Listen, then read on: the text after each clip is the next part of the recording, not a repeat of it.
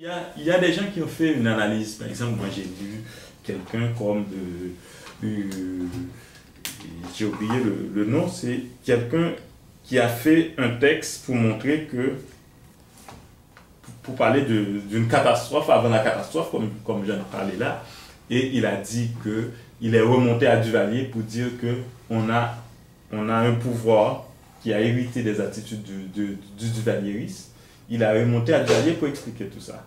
Mais moi, je dis qu'il n'est pas remonté trop loin, quoi.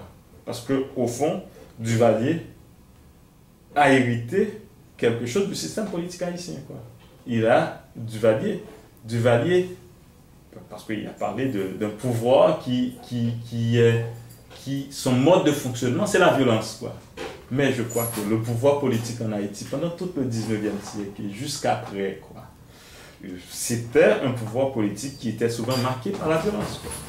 Et du coup, il faudrait remettre ça en question. Et du coup, l'idée de la reconstruction nationale, et moi je crois que peut-être en analysant, parce que les analyses des gens, c'est de dire que au fond, l'après Duvalier, c'était encore du duvalierisme, quoi. Effectivement, l'après Duvalier, c'est encore du duvalierisme. C'est qu'on n'est pas arrivé à construire un État, ou du moins à réconcilier l'État avec la nation, quoi. Mais, au fond, c'est pas Duvalier qui a commencé tout ça. On a commencé ça bien avant.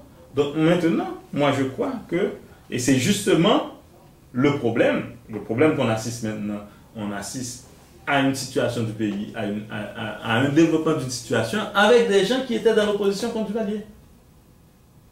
Et des gens qui ne sont pas capables d'offrir une alternative. Et pourquoi ces gens ne sont pas capables d'offrir une alternative? C'est parce que justement, quelque chose comme le duvalierisme était bien ancré dans l'histoire de ce pays. C'est des choses, il faut remonter un peu plus loin pour voir l'ancrage du duvalierisme dans la situation du pays, pour comprendre que des gens qui étaient dans l'opposition contre Duvalier sont capables d'avoir des attitudes qui sont très proches du duvalierisme. Parce que justement, ce qui empêche à l'État d'intervenir en ce moment dans le pays, c'est qu'au fond, on a un pouvoir public, on a un président dont le mandat arrive à terme, et il veut rester au pouvoir, et il veut donner le pouvoir à quelqu'un d'autre. Mais c'est toujours les réflexes des dirigeants politiques haïtiens, quoi. C'est pas Duvalier qui a commencé. Tous les présidents d'Haïti ont voulu être président à vie, quoi.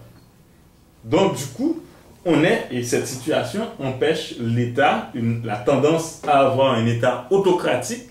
C'est cette tendance qui empêche l'État d'intervenir, de faire de l'État quelque chose qui, au lieu de servir la nation, au lieu de servir l'intérêt public, c'est quelque chose qui sert l'intérêt de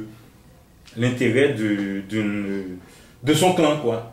Moi, je crois qu'il faut être à même de sortir de tout ça, sortir du duvalierisme, mais en même temps, pour sortir du duvalierisme, il faut remonter encore plus loin pour voir tous ces problèmes. Et c'est pourquoi moi, je remonte un peu plus loin pour comprendre les représentations politiques en Haïti. Je suis remonté un peu plus loin pour aller voir peut-être avec quelqu'un comme Presmas, qui lui, ce qu'il a posé comme alternative. Et moi, je pense que si on était beaucoup plus à l'écoute d'un penseur politique comme Presmas, peut-être on n'aurait pas été dans cette situation où l'État est complètement déstructuré, quoi.